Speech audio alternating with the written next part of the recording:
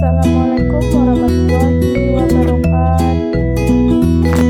Berikut ini adalah proses penggalian lubang yang telah saya buat. Pada kedalaman 70 cm saja sudah terlihat mata air, sehingga pada saat saya melakukan proses penggalian dengan kedalaman 100 cm atau 1 meter, air sangat penuh pada lubang tersebut dan dalam, disebabkan karena ada 3 mata air yang berada di lubang itu. Lapisan tanah adalah susunan yang dibentuk oleh berbagai lapisan dalam tanah. Lapisan tanah dapat dikelompokkan berdasarkan penampakan fisik, warna, dan tekstur tanah.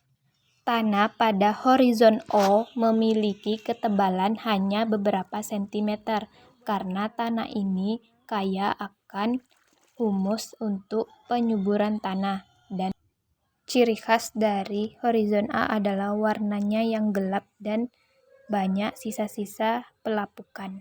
Yang kedua yaitu tanah pada lapisan horizon A merupakan tanah bagian atas dan sering disebut topsoil. Horizon A masih relatif subur dibandingkan dengan lapisan lain yang di bawahnya, dan berada pada ketebalan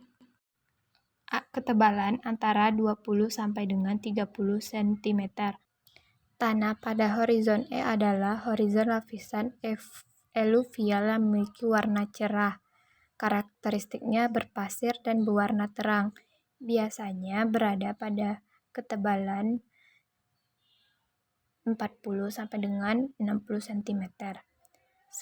Sedangkan horizon B merupakan horizon atau ketebalan tanah yang cukup tebal karena berada pada kedalaman 60 sampai dengan 100 cm, sehingga tanah tersebut bersifat lempung. Hal tersebut terjadi karena tanah memiliki kandungan mineral yang sedikit. Tekstur tanah di sekitaran tanah di rumah saya atau tanah yang saya gali ini adalah bertekstur kasar atau bertekstur pasir dan pasir berlempung. Struktur tanah merupakan sifat fisik tanah yang menggambarkan susunan ruangan partikel-partikel tanah yang bergabung dengan yang lain membentuk gumpalan kecil. Gumpalan-gumpalan kecil ini mempunyai bentuk, ukuran, dan kemantapan atau ketahanan yang berbeda-beda.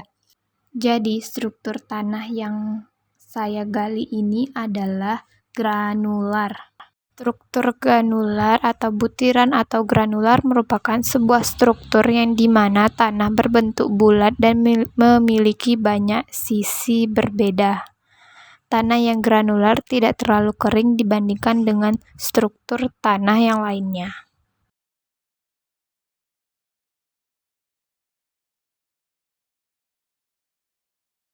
Baiklah, berikut cara-cara menentukan tekstur tanah. Yang pertama, haluskan tanah yang telah dikeringkan.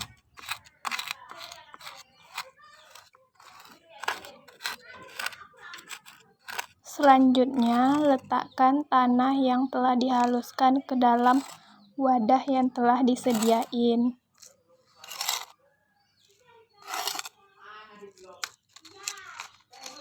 Setelah itu, beri sedikit air ke dalam wadah yang telah berisi tanah dan aduk-aduk hingga semua tanah basah.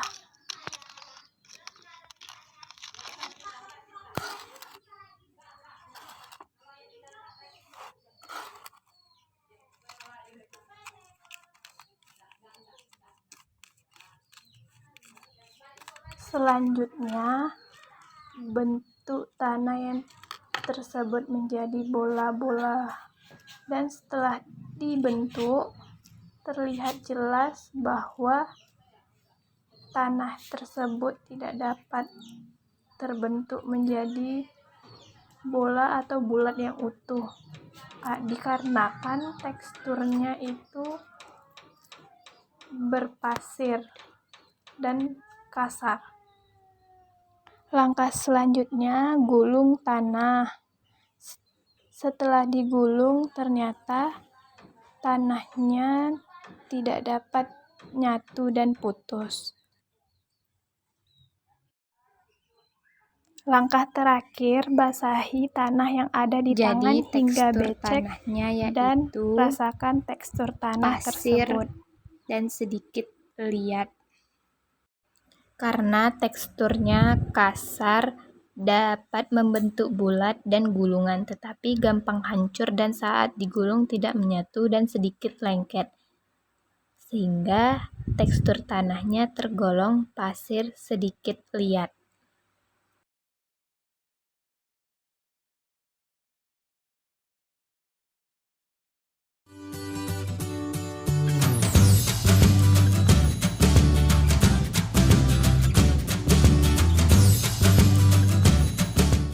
Baiklah, saya akan menjelaskan struktur dari vegetasi ekosistem kebun campuran. Kebun campuran merupakan salah satu model agroforestry, diartikan sebagai kebun yang ditanami berbagai jenis tanaman dengan minimal satu jenis tanaman berkayu. Ekosistem talun dulunya merupakan hutan atau semak belukar yang besar yang kemudian dialihfungsikan menjadi lahan untuk berkebun.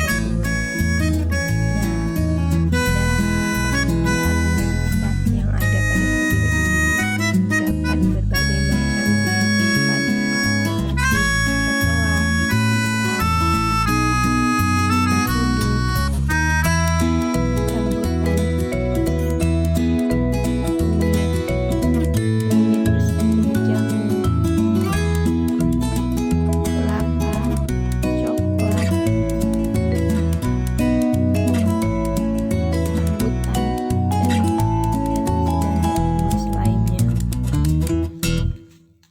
Pengertian umum vegetasi adalah sekumpulan kelompok tumbuhan dari berbagai jenis yang saling berinteraksi dengan sesamanya atau dengan hewan yang hidup di sekitarnya dan memiliki hubungan yang erat terhadap faktor lingkungan yang mempengaruhi.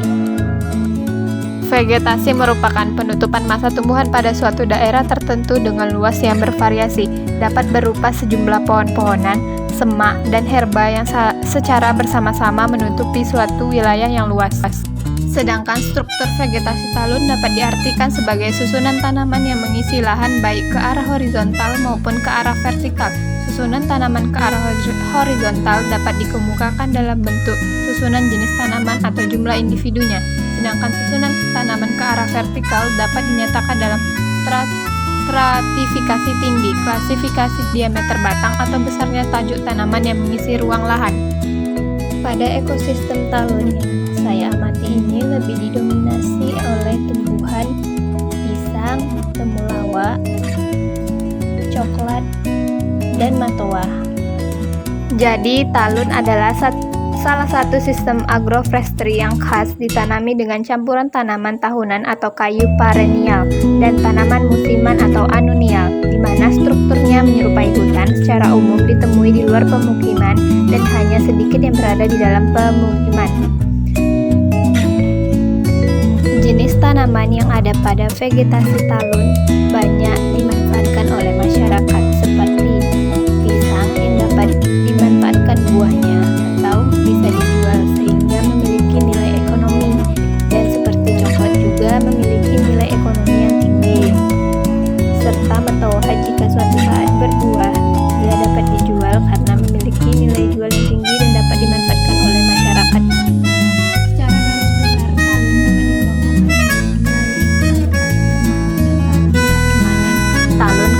Pada talun permanen, tidak ditemukan adanya pergiliran tanaman dan pohon-pohon rapat dengan kanopi menutupi area, sehingga cahaya yang tembus sedikit dan hanya sedikit tanaman toleran yang ditanam. Pada talun yang pohonnya jarang, cahaya bisa banyak tembus sehingga tanaman musiman tumbuh dan dapat ditemukan talun seperti itu disebut juga kebun campuran. Pada fase talun tidak permanen ditemukan adanya pergiliran tanaman. Biasanya terdiri dari 3 fase, yaitu kebun campuran, dan talun. Fungsi talun dapat dibedakan menjadi 4 bagian, yaitu yang pertama produksi subsisten, merupakan pemanfaatan hasil talun untuk kebutuhan sehari-hari. Kedua, produksi komersial, yaitu hasil talun selain mampu mencukupi kebutuhan hidup sehari-hari, penduduk pedesaan juga mampu memberikan sumbangan yang cukup besar bagi pemilik lahan.